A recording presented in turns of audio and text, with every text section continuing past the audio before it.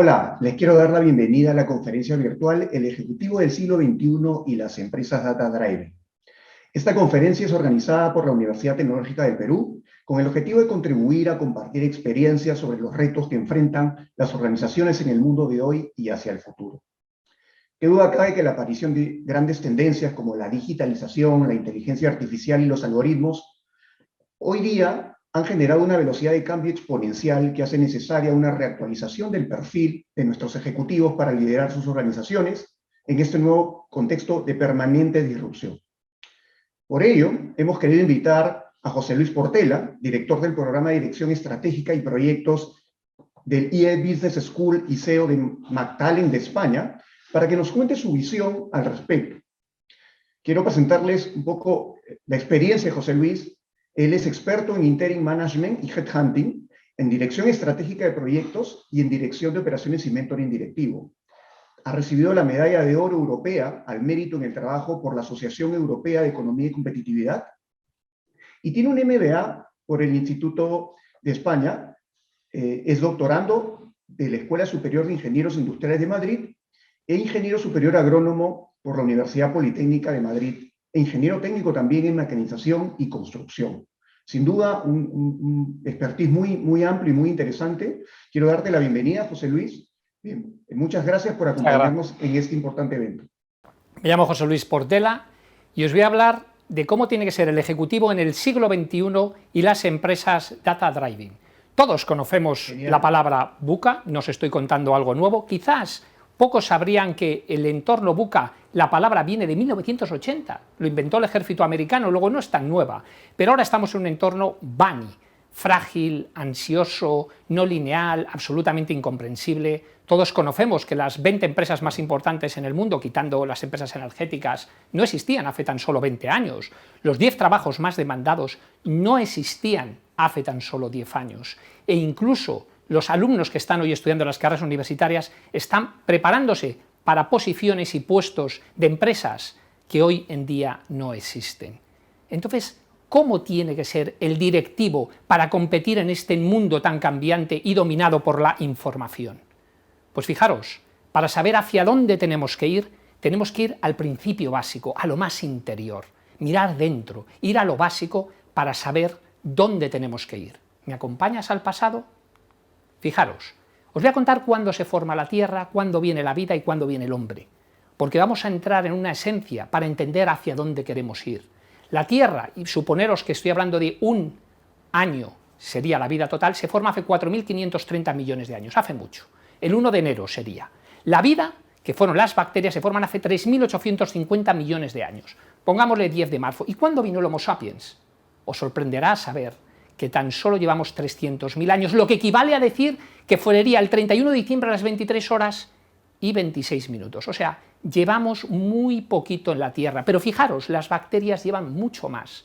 Pero sabéis que si las bacterias se hubieran dado y no se hubieran evolucionado, hubieran desaparecido, porque aunque son muy pequeñitas, microscópicas, son increíblemente capaces. ¿Por qué? Porque llevan 3.850 millones de años. ¿Y qué las has hecho tan competitivas que hayan podido resistir todos los entornos tan cambiantes en tantos años? Haciendo dos cosas que nosotros no hacemos. La primera, colaboración simbiótica. Fijaros, ellas colaboran con todas. Nosotros, los Homo sapiens, solo colaboramos que si es alguien que viene de Lima, ingeniero como yo, y ha estudiado lo mismo. No, las bacterias colaboran con todas. Dan igual, ellas forman un ecosistema que se hace competitivo. ¿Por qué? Porque viven en un mundo absolutamente cooperativo. ¿Y qué hacen? Son muy promiscuas. ¿En qué sentido? Cuando ven una bacteria que es distinta y que tiene un ADN distinto, absorben su ADN porque su ADN y del suyo se genera un ADN más potente. ¿Qué hacemos nosotros? Cuando nos encontramos con alguien que es distinto, imagínate mi caso ingeniero, y me encuentro un abogado que trato de competir para decirle que yo soy mejor, en lugar de absorber el conocimiento que harían las bacterias.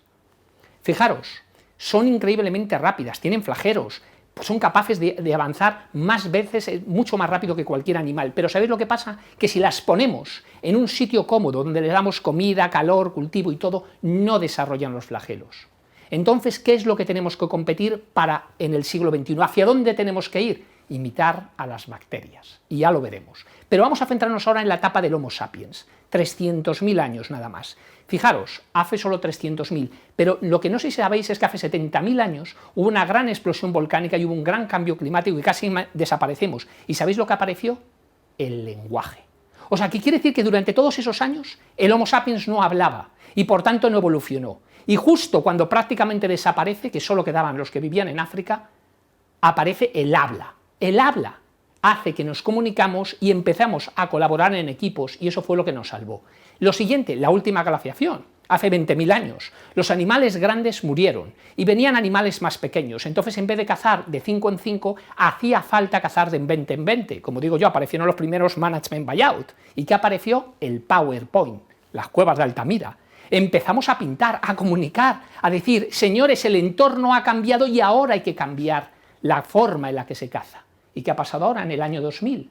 Internet, ¿qué ha cambiado? La forma en la que cambiamos y nos comunicamos. Luego, ¿qué ha cambiado el Homo sapiens, el hombre? ¿La tecnología?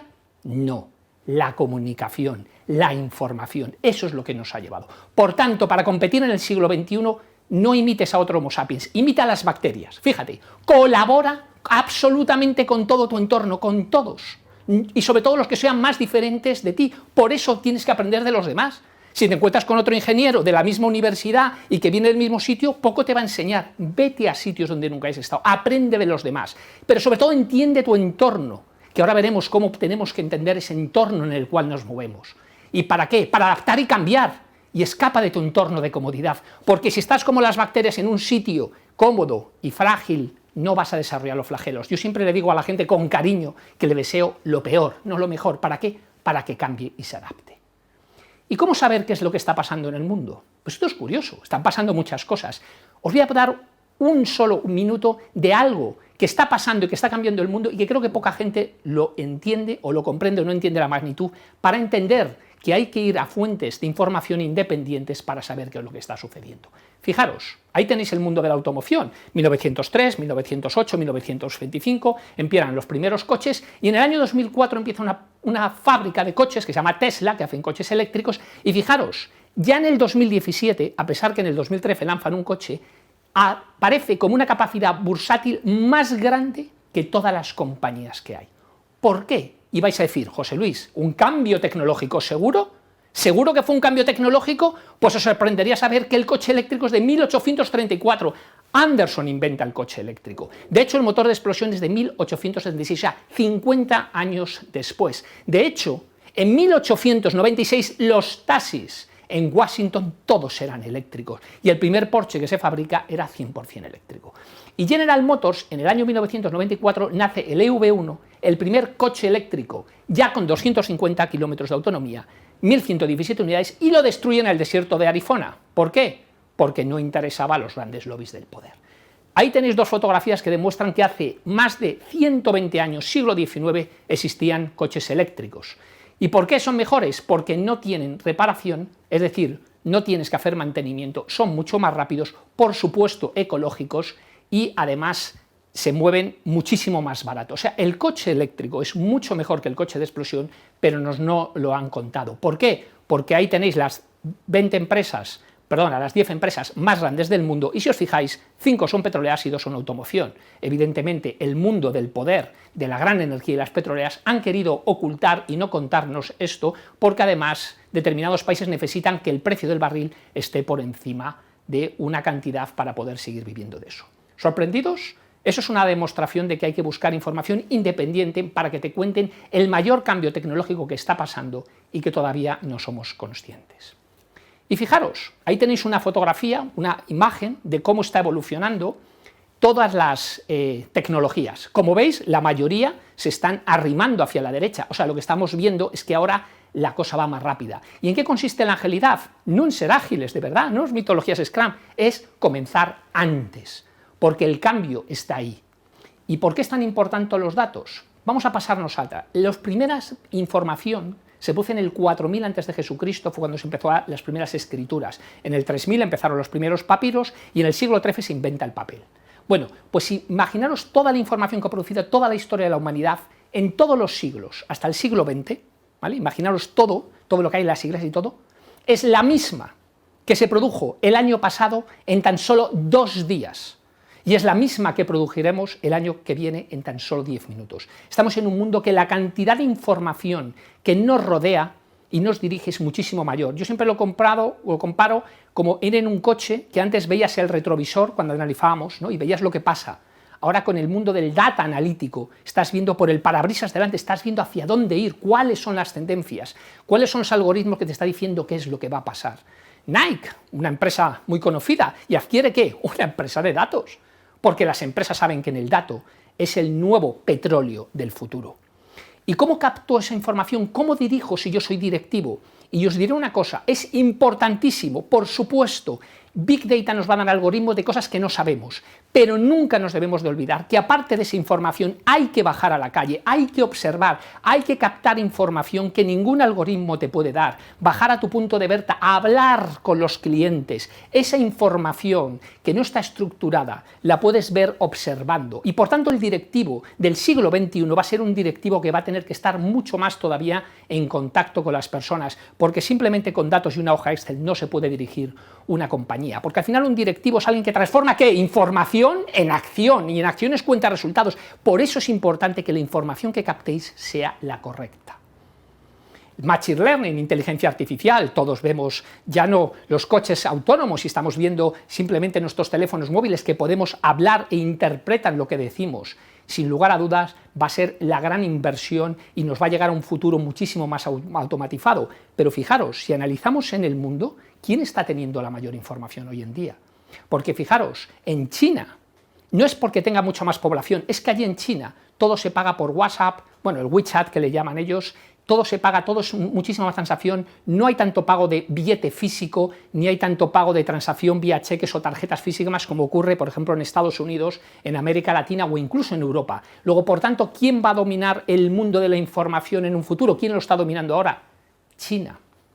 ¿Y cómo busco información? Hay mucha gente que me dice, José Luis, ¿y dónde me entero? Yo siempre digo, enterarte hay que enterarse por todos los canales. Prensa, siempre que ir a la prensa que sea independiente, hay que interpretar lo que estás leyendo, televisión, redes sociales, lo que sea, pero la clave para mí es buscar información independiente, y ese es el reto del siglo XXI, que seáis capaces de ver aquella información donde realmente os van a contar lo que va a pasar en el futuro.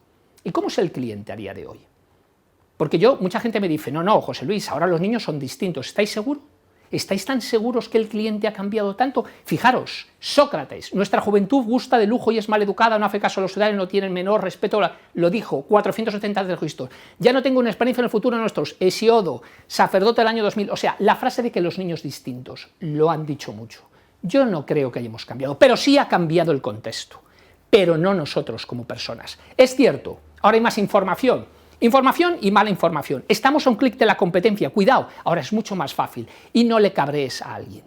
Con esto, ¿qué quiere la gente? A mí la gente cuando me dice precio, digo, ya, eso ya lo sé, si mis padres no eran tontos, iban a una tienda y no decían, no, deme algo caro, no, querían, ¿qué? ¿Qué quiere la gente?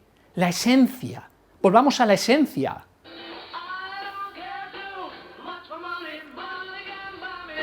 Amor, contacto.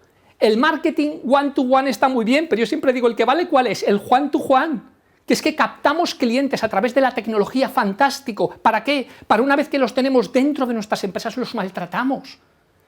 La clave es entender que las personas tienen que estar ahí. Una vez que has captado con tu funnel, con lo que quieras, con la tecnología, pero las personas sigue siendo lo más importante, el trato humano, el contacto, eso es el siglo XXI. ¿Y la tecnología qué nos va a traer? Más gente. Pero para que cuando las tengamos delante seamos capaces de interactuar con esas personas. Si no, no hemos entendido nada. Simplemente conectando el mejor CRM o el mejor sistema de información, nunca seremos competitivos, porque no te tratarán bien. Y un chatbot, por muy bueno que sea, no es capaz de interactuar contigo e interpretarte. Sí, algunas cosas, pero la verdadera profundo, no. ¿Y cómo que tiene que ser el humano entonces en el siglo XXI? Pues fijaros los retos que tenemos: empleabilidad, innovación, trabajo colaborativo, deslocalización, integración. Yo creo que necesitamos crear un nuevo individuo que sepa entender ese mundo y que sepa competir y que sobre todo cuide el ambiente, el ecosistema, donde estamos viviendo. Porque sí, la transformación digital está ahí y todo el mundo la conoce y es fantástica, pero la transformación digital va de tecnología, la transformación de verdad va de personas. Esto va de personas. La tecnología nos ayuda, pero por detrás estamos nosotros. Si nosotros no cambiamos simplemente con tecnología, no podemos ir a ningún lado. Fijaros, si los recursos naturales hoy se pueden comprar en casi cualquier mundo, si nos pueden prestar capital, si las grandes multinacionales concentran a los clientes y si la tecnología se puede, ¿qué os queda? La gente. Gente capaz, que sea capaz de entender ese mundo y tratar a las personas en persona. Fijaros, algo absurdo, mucha tecnología y seguimos con estructuras organizativas del siglo XXI. ¿Por qué? Porque queremos jerarquía, poder, ego y profesos, burocracia. Absurdo. Las estructuras triangulares, los de arriba tomando decisiones, los del medio, no os lo perdáis, pensando que lo que han dicho los de arriba tienen que hacer los de abajo, por tanto, haciendo reuniones y justificando reuniones con PowerPoint para controlar que los de abajo hacen lo que dicen los de arriba, que por cierto, los de arriba, como solo se informan, a veces por información que le viene a su ordenador y no ve el mundo real porque no ha bajado abajo, o sea, tenemos una organización compleja, complicada, que no se entera y que sobre todo pierde el tiempo. Estas estructuras tienen que desaparecer. Mucha transformación digital y la mayoría de las empresas siguen encajadas ahí. ¿Os suena esto? Vuestros clientes, vuestros empleados, no me valoran, no tengo capacidad de defender, no me tienen en cuenta, valgo más de lo que pagan. ¿Sabéis que la palabra salario viene de antigüedad, de que precisamente nos pagaban con sal? ¿Entendéis que en el siglo XXI tiene sentido un salario fijo? El salario fijo es del siglo pasado. Si fueras lo suficientemente bueno y las empresas lo entendieran, te pagarían por resultados, evidentemente, consensuados, medibles, de tal manera que las personas no tuviéramos limitaciones y trabajáramos y nos pagaran por aquello que producimos de una manera absolutamente democrática, honesta y transparente. Evidentemente hay alguna posición que todavía hay que pagar por horas, hay posición de personas que hacen una labor transaccional y eso tienes que pagar en función de un resultado y un salario. Pero el mundo, si fuera pagado así, las empresas serían mucho más eficientes, las personas trabajarían mejor y los resultados serían muchísimo más importantes. Y la gente cuando me pregunta, José Luis, ¿y el teletrabajo? ¿Esto en el siglo XXI va a estar? Y yo digo, ya, pero es que el teletrabajo no solucionó el problema. El teletrabajo fue una cosa que de repente se hizo por el tema del COVID. Pero es que lo que no podemos es coger el modelo convencional que teníamos, que todos estábamos encerrados en un edificio, a pasar que ahora de repente quedan 4 o 5 en el edificio y unos cuantos fuera. Ahora viene el área de la coalescencia, que son empresas que lo que hay que cambiar es todo, la estructura organizativa, el propósito, los valores, y entonces te olvidarás de dónde trabajan. Ya no es tan importante si están o no están o cuándo están, porque es lo que se ha visto, que si lo único que cambias es que la gente trabaja desde casa o desde el trabajo físico, pero no cambias la empresa, la cultura, eso no va a ningún lado. La coalescencia pasamos de trabajar para conservar nuestro puesto, aportar valor a la empresa. Fijaros, de sujetos de actividad a agentes de contribución a la empresa que contribuyen y crean valor. De trabajar para conservar mi puesto a aportar valor en la empresa. De esfuerzo por conseguir unas cifras a una pasión por el propósito que nos han encomendado y hemos creado. De la dualidad del profesional personal a la unicidad como individuo, que es lo que somos y pertenecemos a una sociedad y tenemos familias. A definir un puesto, a definir responsabilidades y escenarios en un mundo cambiante, a hacer negocio mediante procesos, a hacer negocio a través de las personas.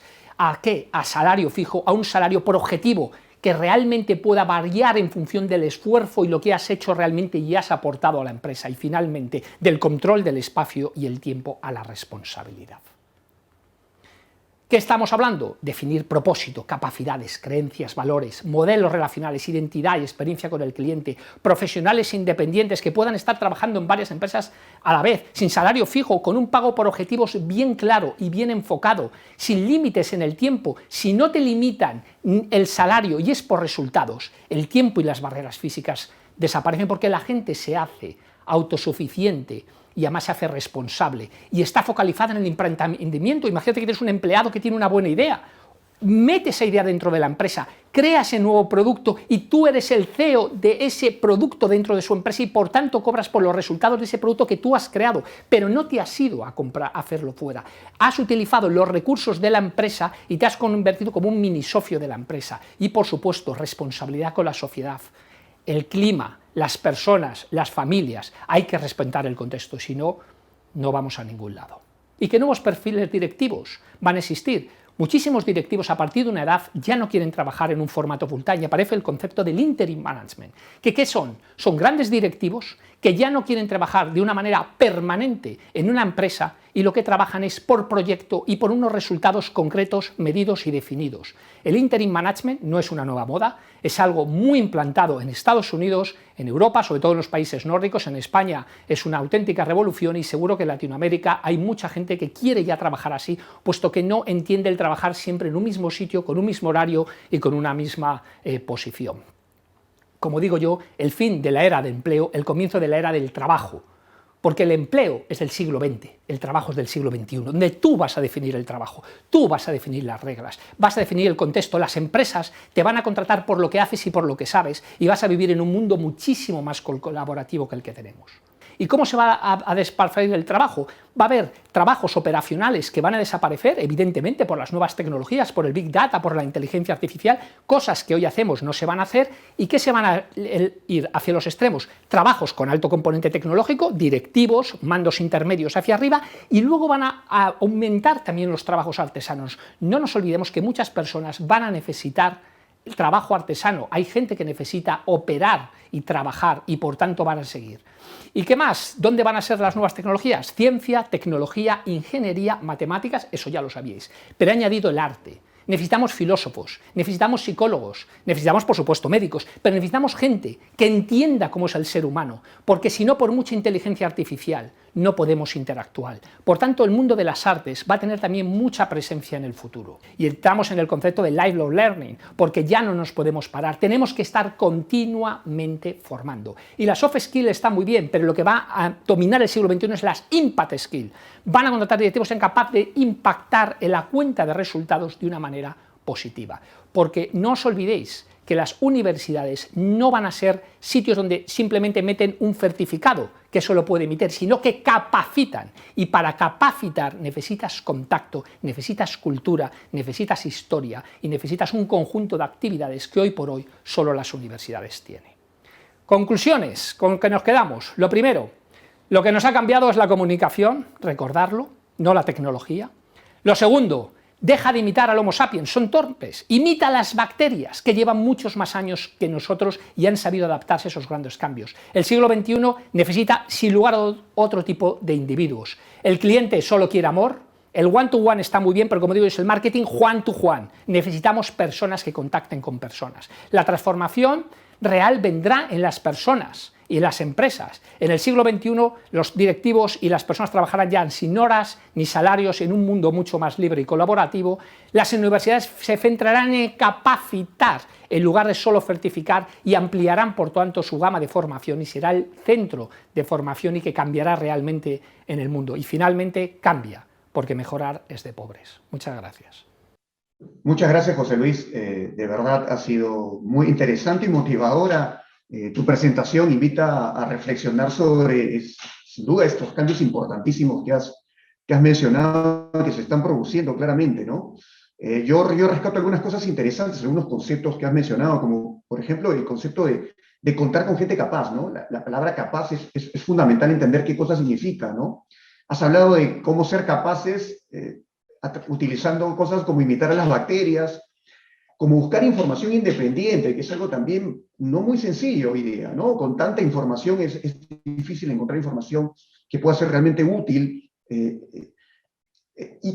Y algo que también aprecié mucho fue este concepto de que si bien es cierto estamos rodeados de tecnología, hay que concentrarse en las personas, enfocarse en las personas, conectar con el cliente, ¿no? Y eso genera un montón de retos para los profesionales, como bien lo ha señalado, ¿no? Estos conceptos ahora de pagos por resultados, de interim management, lifelong learning, estar aprendiendo constantemente, y el rol, y algo que particularmente como universidad nos toca enfrentar, es el rol que tenemos como universidad en todo este proceso, cómo capacitar, como bien has dicho, y generar estas nuevas capacidades en las personas, que son finalmente las protagonistas de este cambio, ¿no? Quisiera pasar ahora el panel, creo que hay un montón de temas muy interesantes, ha sido muy simpático y muy retador en el sentido de elaborar sobre todos estos conceptos. Y quisiera presentar a los expertos que nos acompañan antes de pasar a la ronda de preguntas. Entonces, Empiezo con Lea Gorin. Bienvenida, Lea. Lea es gerente del área de experiencia y desarrollo humano en mi banco y experta en gestión del cambio, transformación cultural y employee experience, ¿no? Creo que es muy pertinente para todo lo que está pasando en las empresas hoy día. Ella es MBA del Tuke School of Business at Dartmouth College en Estados Unidos y es bachiller en psicología y estudios latinoamericanos de la Dartmouth College también de Estados Unidos, ¿no? Bienvenida nuevamente, Lea, un gusto tenerte aquí con nosotros. Quisiera también presentar a José Antonio Murillo. José Antonio está liderando desde el 2021 RappiCard de México como su CEO. Previamente, él ha establecido y liderado el grupo de Analytics y Business en Banorte. Y mencionar de una manera muy relevante que su caso no solamente fue reconocido como una historia de éxito en la industria de datos y análisis, sino adicionalmente fue también publicado en Harvard Business Review y en Forbes, ¿no? Harvard Business School inclusive ha escrito un caso de estudio sobre la analítica y el liderazgo de José en la transformación digital de Banorte. Así que bienvenido también, José. José Antonio, es un gusto tenerte también con nosotros. José Antonio también ha obtenido un Lafferty Global Award por excelencia en tarjetas de crédito y nombrado entre los mejores profesionales de data y analítica por Corinium. Y es conferencista internacional y miembro del Consejo Asesor de la Universidad de Queen para el Master in Management Analytics. También ha sido asesor del Fondo Monetario Internacional y encabezado misiones en varios países de Latinoamérica. Y tiene un doctorado en Economía en la Universidad de Rice y se graduó también en el ITAM con los más altos grados y reconocimientos. Bienvenido nuevamente, José Antonio. Finalmente, gracias, no menos Humberto. importante, nos acompaña Iván Herrero. Iván es Chief Data Officer en el grupo Intercorp. Desde esta posición, Iván busca transformar las operaciones del grupo a través del uso estratégico de los datos y las capacidades analíticas, con el objetivo, obviamente, de generar valor a las organizaciones que lo conforman, ¿no? Y a sus clientes. Antes de integrarse al grupo, lideró la práctica de Data y Analytics de Everis en Colombia y ocupó el cargo de Senior Manager de Estrategia Digital en Deloitte, ¿no? Una cosa importante es que Iván ha ayudado a fundar con otros Chief Digital Officers de Latinoamérica la asociación CDO Latam, que tiene hoy día el propósito de acelerar la adopción del uso estratégico de los datos y la analítica en América Latina, y de la cual hoy día es también presidente. Así que bienvenido, Iván, un gusto tenerte en este panel. Un placer, muchas gracias por invitarme. Bueno, nada, bienvenidos nuevamente a todos nuestros panelistas y quisiera empezar pidiéndoles quizás algunos comentarios iniciales a cada uno de ustedes. El orden, si quieren, empezamos contigo, Lea. Realmente ha sido, como dije, muy interesante y motivador, así que quisiera conocer cuáles son sus primeras reacciones de la presentación que nos ha brindado José Luis. Sí, a ver, José Luis, a mí me pareció curioso que tengamos tanto en común con las bacterias, no tenía idea, ¿no? Y todo lo que has dicho es muy cierto, esta capacidad de formar equipos, de aprender de otros, y no solamente de los que son como uno, ¿no? Y luego cuando hablas un poco de la evolución y de la historia, y llegas a la parte de comunicación, yo pensaba, qué curioso, ¿no? Porque hoy, cuando hablamos de los ejecutivos de hoy en día, yo creo que la comunicación es una de las competencias más estratégicas e importantes que puede tener un ejecutivo. Y claro, el mundo ha evolucionado y sin embargo esta necesidad de comunicar ha sido estable a lo largo del tiempo, ¿no? Entonces, me pareció muy curioso que hayas empezado por ahí tu ponencia. Gracias. Muchas gracias, Lea. José Antonio, Iván, las primeras reflexiones que puedan darnos sobre esta excelente presentación. Con todo gusto. La verdad de las cosas es una reflexión profunda la que hace Portela. Me parece que da justo en el clavo y a mí me gustaría enfatizar esa necesidad de aprendizaje continuo, ¿no? La verdad es que el siglo XXI es un siglo donde sí hay un cúmulo de información y la pregunta es cómo lo procesamos para poder servir mejor a los clientes, poder entregar mejores servicios y al final del día esto se trata de crear valor, ¿no? Entonces yo creo que son conceptos que dan justo en el clavo. Gracias, Juan A mí Antonio. me gustaría resaltar algo que la verdad yo vengo diciendo desde hace tiempo y creo que es uno de los grandes bloqueos que existen hoy en día en las organizaciones, y es el no entender que la transformación digital o la transformación analítica, tanto estamos quedando con el apellido del concepto, ¿no? Entendemos analítica y nos ponemos a hacer analítica. Digital y nos ponemos, o sea, a crear aplicaciones.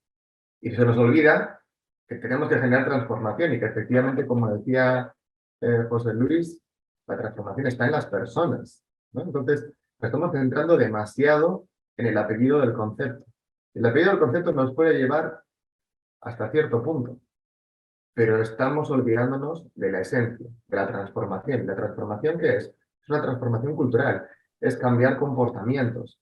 Esto en las personas. Y es lo más difícil porque es lo que no se puede comprar. Al final, podemos comprar tecnología, podemos comprar modelos analíticos, y es que no tenemos las capacidades para desarrollarlos, pero no podemos comprar cultura, ¿no? No podemos comprar nuevos comportamientos. Y ahí es donde radica la clave del éxito, donde está realmente el impacto del que tanto hablaba José Luis en su presentación, ¿no? O sea que me ha encantado ver ese mensaje. Espero que toda la audiencia lo pueda interiorizar, porque es algo sencillo de decir, pero creo que deberíamos todos llamarnos una reflexión profunda de si realmente estamos generando transformación en nuestras organizaciones o simplemente estamos quedándonos con la parte superficial. Excelente, Iván. Sí, es verdad, la tecnología por la tecnología no tiene ningún sentido. Creo que el cambio empieza por las personas y su capacidad para usar la tecnología de la manera adecuada. Como hemos visto, hay varios temas que toca José Luis en su presentación y quisiera empezar llamemos, por alguno de ellos, que es lo que va a ocurrir con las empresas, ¿no? O sea, esto impacta claramente a las empresas, a nuestra sociedad, y las empresas son el motor de avance de nuestra sociedad, claramente. Entonces, ¿cómo es que nos va a impactar como organizaciones, ¿no? Entonces, José Luis, tú empezaste hablando, o mencionaste en una parte de tu presentación, el concepto de empresas coalescentes, ¿correcto? En este sentido de parecerse un poco a las bacterias, claramente. Entonces, yo lo que primero que quería preguntarte es si existen algunos ejemplos que tú conozcas ya de estas empresas coalescentes o que vayan por ese camino, ¿no? Y en todo caso, a partir de ese ejemplo, ¿cuál dirías tú que debería ser la recomendación para aquellas empresas que justamente están en ese proceso de empezar a hacerlo o de querer serlo? Vale. Bueno, lo primero, agradeceros vuestros comentarios, me han encantado porque ha sido una co-creación de lo que contaba. Más, todos vosotros sois también responsables de cambiar la cultura, de cambiar a las personas y de cambiar este mundo, y estamos todos alineados en esto. Así que un placer compartir con vosotros. Respecto de las empresas coalescentes, yo siempre pongo el ejemplo de Inditex. No exactamente porque tenga una empresa coalescente, pero sí que es una empresa que trabaja como una empresa coalescente. Mirad, es la empresa más rápida del mundo, como sabéis, en tan solo 15 días es capaz de generar un artículo nuevo y ponerlo en cualquier distribución, y mira que han intentado copiarla y no han podido. ¿Sabéis por qué? Porque no le pueden copiar la cultura, las personas, la forma de hacer el trabajo de forma distinta. Es realmente, yo tuve el honor de estar allí también haciéndoles una cosa de una implantación de una PMO hace años y me di cuenta que era una empresa absolutamente distinta. Y luego lo que me preguntan, ¿no? Que es, ¿y qué piensas, José Luis? ¿Esto van a cambiar las empresas? Yo siempre me dicen, es que eres muy polémico. No, lo que soy es independiente y transparente. Pues mirad, os digo, van a cambiar muy pocas. ¿Sabéis por qué? Porque están arriba, no les interesa este cambio. No les interesa una empresa en la cual alguien que venga muy de abajo le pueda superar porque demuestre con sus resultados que es mucho mejor. Las estructuras jerárquicas son del siglo pasado y mucha gente va a querer no cambiar el sistema porque se siente como en el sistema. Y entonces la gente que está arriba, sobre todo en empresas antiguas, no van a querer cambiar ese sistema. ¿Quiénes lo están haciendo? Las empresas jóvenes. ¿Pero por qué? Porque no tienen esas tantas limitaciones ni tantos egos históricos y que viven del pasado. Pero sin duda, las empresas, y conozco empresas en España que estamos empezando a hacer esto, en empresas que se trabajaba de otra manera, a trabajar de esta manera, que al final no entienden. Yo recuerdo una vez un call center, decía, no, es que hay que pagar un salario. Digo, bueno, ¿y por qué no pagamos por resultados? ¿Sabéis lo que pasó? Que la persona última que se incorporó a pago por resultados, en 3 meses ganaba más que el resto de sus compañeros de mesa. ¿Y qué pasó? Que los mismos compañeros de mesa fueron los que dijeron, no, yo quiero ya trabajar así, porque es un modelo más lógico. Lo que pasa es que esto, en un principio, choca con palabras que tenemos metidas en nuestra cabeza y que en sí son más. Trabajo fijo, bueno. ¿Por qué trabajo fijo bueno? ¿Quién te ha dicho a ti que el trabajo fijo sea bueno? No es lo que me han dicho de pequeño, claro. Busco una gran empresa, trabajo fijo. No, no. Y un salario fijo, ¿por qué eso es bueno? Entonces, claro, si partimos de que eso a lo mejor no es lo ideal y lo lógico sería cobrar por resultados, ahí tienes el resultado. Y además yo siempre digo a la gente, no tienes ningún riesgo, pruébalo, haz un piloto en la empresa y empieza a ver cómo una propia empresa empieza a funcionar mucho mejor y tú mismo serás el que la hagas cambiar. Muchísimas gracias. Y en todo caso, ¿cómo es que ahora la data, llamemos, irrumpe en este contexto de cambio que tenemos que lograr?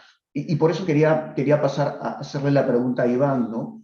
¿Cómo crees, Iván, que la analítica de datos, con toda la experiencia que tú tienes, puede ser una palanca justamente para poder transformar a las empresas y evidentemente también a sus ejecutivos dentro de justamente lo que acaba de explicar José Luis, ¿no? ¿Cómo crees que eso se puede dar hoy y en el futuro? Mira, Humberto, yo creo que el uso de los datos, si se hace bien, puede, de hecho, generar un gran impacto en la organización, en diferentes frentes. O sea, José Luis, de hecho, nos mencionaba en su conferencia que que la parte operativa cada vez va a tender a automatizarse más y requerir menos esfuerzo, menos inversión de tiempo por parte de las personas. Y efectivamente los datos y la analítica tienen un rol importantísimo que jugar ahí para poder automatizar procesos cada vez más complejos, ¿no? Que no son tan determinísticos y no se pueden automatizar utilizando, digamos, mecanismos sencillos basados en reglas. Necesitas tecnologías más avanzadas, machine learning, para tomar algunas decisiones sencillas de bajo riesgo, ¿ya? Para las decisiones más estratégicas, a mí me gusta, la semana pasada de hecho estuve en el grupo haciendo en una de las empresas una serie de capacitaciones y les demostraba cómo con la misma información, teniendo que resolver el mismo problema, les daba 4 opciones y había datos para tomar la decisión y al final la decisión se repartía de forma más o menos proporcional entre las 4 opciones, oscilaban las opciones entre el 20 y el 25%. ¿Y qué demuestra eso? Que no solamente tenemos que evolucionar hacia ser empresas más data-driven, entendido por tener más datos a disposición de las personas que toman las decisiones, porque lo que implica, fijaos, es que si se reparte más o menos al 25%, una de esas opciones era la mejor. Quiere decir que el 75% de las decisiones que tomamos no son las óptimas. Y eso es un fiel reflejo de lo que ocurre en nuestras organizaciones. ¿Por qué? No necesariamente por falta de datos, sino porque nuestros sesgos, el no saber interpretar de forma adecuada la información, hace que muchas veces tomemos la decisión incorrecta. Y además está demostrado que nosotros mismos, una misma persona, frente al mismo dato, dependiendo de cómo se ha levantado ese día, del estado de ánimo, toma decisiones distintas. Entonces, yo creo que el gran reto está en generar consistencia en la toma de decisiones en las organizaciones y para eso no solamente hace falta tener más y mejores datos, ¿no? Datos de calidad, por supuesto, sino además generar esas capacidades para que las personas podamos interpretar los datos y llegar a decisiones coherentes, consistentes y además que sean consistentemente buenas. Y es lo que va a hacer que como organización podamos generar una ventaja competitiva. Creo que esa va a ser la gran barrera del siglo XXI. No tener los datos, que también es de por sí un reto técnico, sino teniendo los datos, cómo hacemos que las personas los utilicemos, como digo, de forma consistente para tomar siempre la mejor decisión. Y agregar valor, y ¿no? eso, Como decía José Luis. la complejidad de lograr ese cambio es profunda, es enorme. Y creo que todavía ni siquiera somos capaces de imaginarnos cómo lograr hacer eso a escala, ¿no? Cuando hablamos de miles de personas. Correcto. Y Lea, dado que esto implica, como dice Iván, no solamente tener la tecnología y la data, sino también la capacidad para tomar decisiones adecuadas. Y también lo ha comentado José Luis, ¿no? poder tomar decisiones que entreguen valor. ¿Cómo tú crees que esto impacta la gestión de personas? Es decir, en las organizaciones pues tenemos pues políticas de gestión de personas, tenemos que transformar los ejecutivos, tenemos que hacerlos más capaces, más conectados con la gente, etc.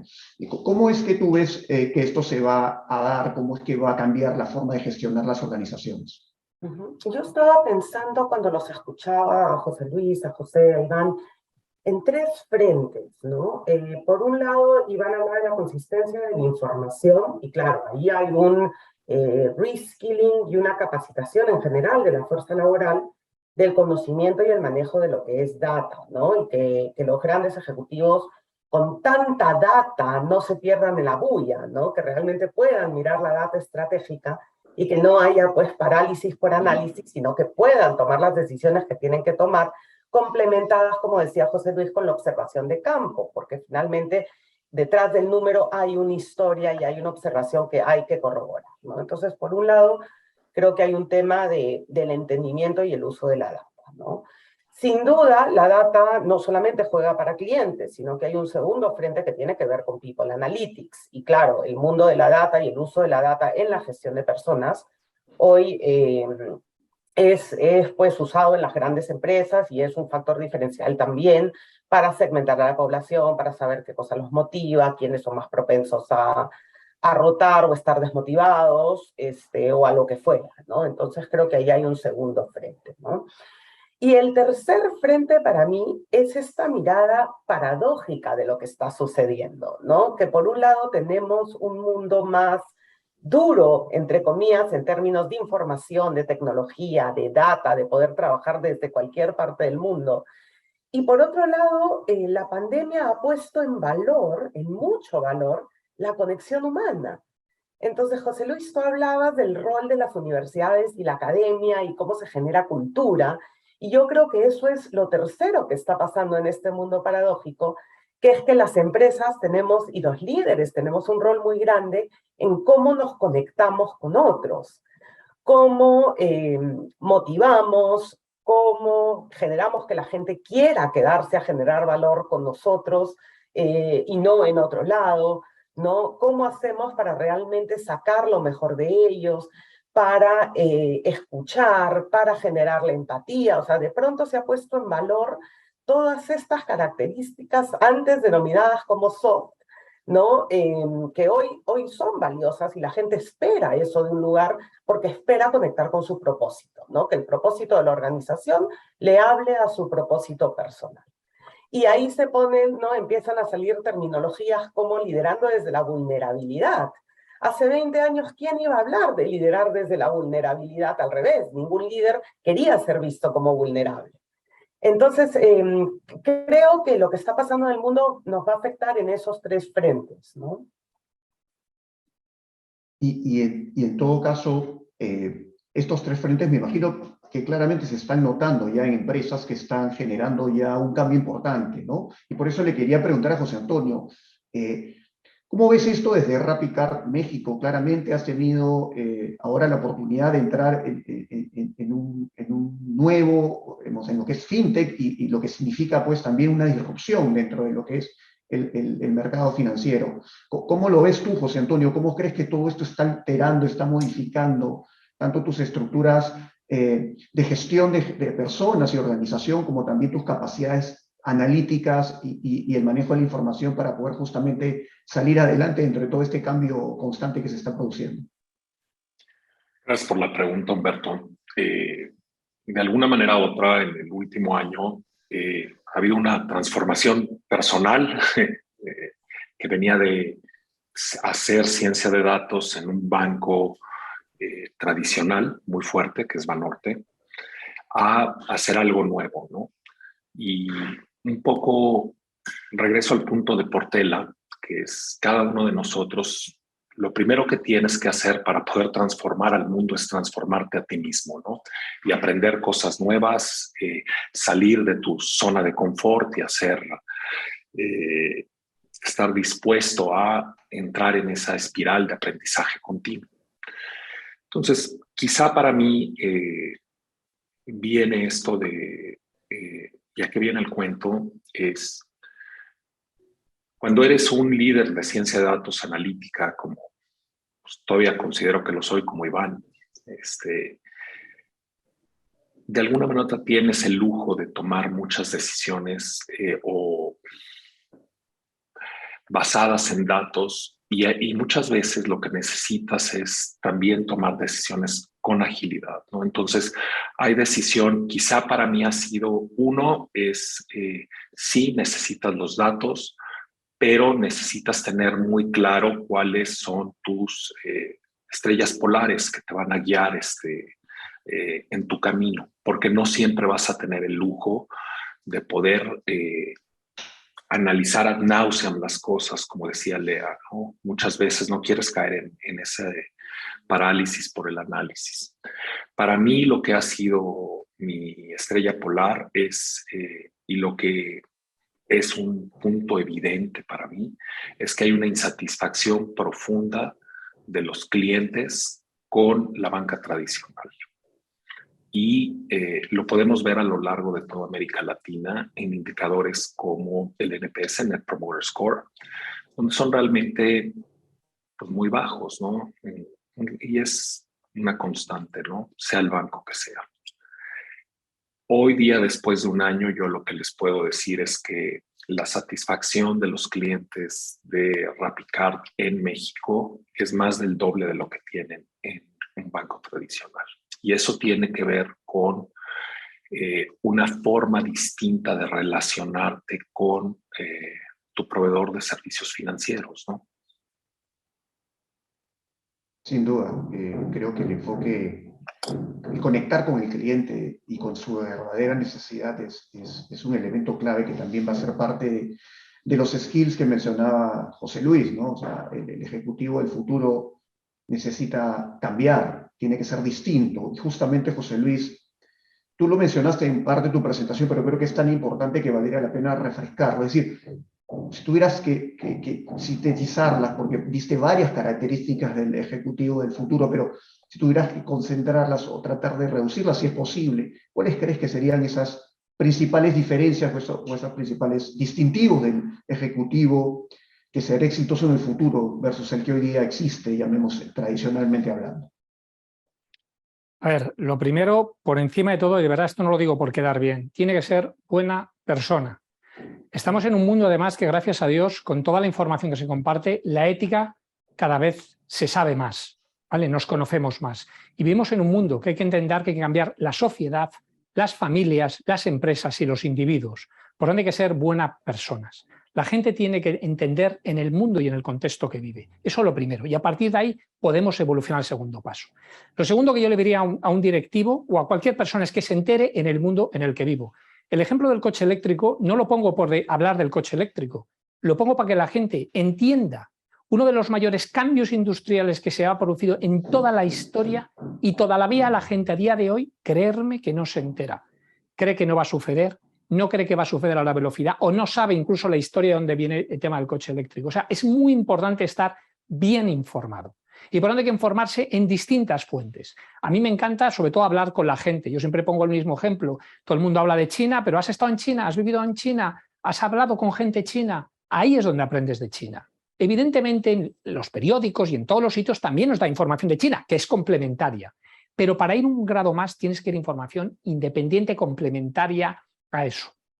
Tercero, ser una persona aterrizada. Además, me encanta lo que José Murillo estaba contando de la banca, que yo tengo muchos amigos en banca y siempre digo, pues que es un sector que, claro, todo el mundo habla mal de los bancos, pero los bancos son absolutamente necesarios y críticos en esta sociedad, porque son los que mueven el dinero, los que nos prestan dinero, que eso nos olvidamos. Evidentemente, luego cobran unas comisiones.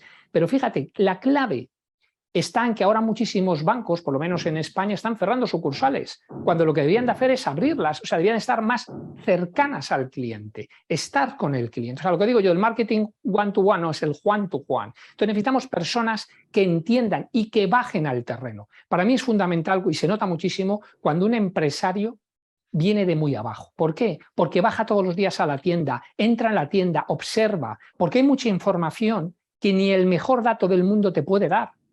Es que no te la puede dar. Es como si en un colegio, cuando quieres saber cómo es tu hijo por las notas, sí, es un indicador, son datos, pero nosotros conocemos a nuestros hijos porque los observamos a diario. Entonces, la observación diaria del mundo, del contexto, es fundamental. Y ya a nivel de management, diría gente que sea capaz de impactar en cuenta de resultados. O sea, para mí un gran directivo, y por eso es tan importante los interim, es gente que está focalizada en impactar en la cuenta de resultados, evidentemente, de una manera sostenible y éticamente, pero es el impacto en resultados. Mucha gente me dice, no, es que hemos mejorado la eficiencia de no sé, digo, eficiencia, perdona, ¿qué significa eso? O sea, todo hay que medirlo, hay que cuantificarlo. Hay que decir, estoy en un punto A y me muevo a un punto B. Y eso tiene que tener una consecuencia en la cuenta de resultados de la compañía. Evidentemente hay intangibles, la cultura, el bienestar y todo, pero todo se puede medir. Y para mí un gran directivo es aquel que mide sus acciones concretas, que hace y habla menos. Porque de charlatanes y de PowerPoint está lleno el mundo, pero de gente que realmente es capaz de hacer eso en concreto, no. Y finalmente, el mundo colaborativo. Yo siempre digo que donde más se ha aprendido, y fijaros, esto lo digo con todo el cariño y respeto hacia todo el mundo que tenemos carreras, yo he aprendido casi más del 50% de lo que de gente que no ha estudiado, porque me ha dado puntos de vista distintos, me ha enseñado cosas de la vida que otra persona no me hubiera podido enseñar, porque es gente al final muy práctica. Entonces, colabora en un mundo colaborativo y aprende de aquellos que sean muy distintos a ti. Muchísimas gracias, José Luis. Creo que bastante clara la síntesis que has hecho, creo que es y muy contundente en cuanto a lo que necesitamos, ¿no? Bueno, creo que ha sido una excelente oportunidad de conocer diferentes puntos de vista sobre esta nueva realidad, todo este mundo que está cambiando, que nos ha descrito de manera tan interesante José Luis. Quería terminar, llamemos básicamente con unas reflexiones finales de cada uno. ¿Cuáles serían? Podemos empezar contigo, Lea.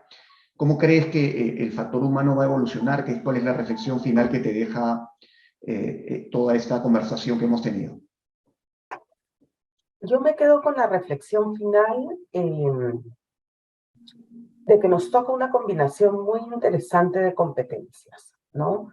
Tanto de la capacidad de seguir aprendiendo, de ser buenas personas, de tener empatía, de conectar, y al mismo tiempo es como que usáramos las dos partes de nuestro cerebro por igual, ¿no? Y al mismo tiempo la capacidad de realmente tomar decisiones en función a la data, de anticiparnos y dar dirección a las personas que trabajan con nosotros en un mundo tan cambiante, ¿no? De saber distinguir entre la bulla y la información que es realmente importante y sobre la cual tenemos que apostar. Y ya no en estas grandes apuestas como era antes, sino en intentar, probar, en chiquito, iterar, aprender para poder luego escalar, ¿no? Perfecto. José Antonio, ¿cuál sería tu reflexión, llamemos, desde la perspectiva de estar en un sector que claramente está generando un cambio? ¿Y cómo es que crees tú que debe ser este ejecutivo disruptivo, ¿no? Para justamente poder conectar, como bien decía José Luis, con las necesidades del cliente del futuro, ¿no? Y de hoy, obviamente. Yo creo que hay una característica que debe tener ese ejecutivo del futuro y es algo que se puede nutrir si no se tiene de manera natural, y es la curiosidad. Yo creo que el punto de mayor fortaleza. Hay gente que nace con ello de manera innata, pero me parece también que es algo que se puede desarrollar con la práctica deliberada.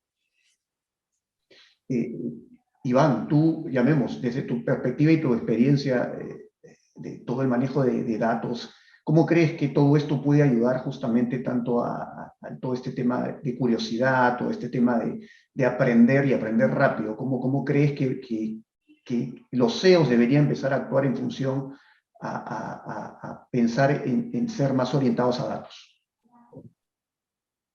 Yo creo que tienen que empezar por entender que hay un cambio profundo que tenemos que hacer como organizaciones y como líderes. Y que mientras no hagamos eso, va a ser muy difícil que los datos y la analítica generen todo el valor que pueden aportarnos. Que el cambio empieza por cada uno de nosotros, como personas, ¿no? Nadie lo puede hacer por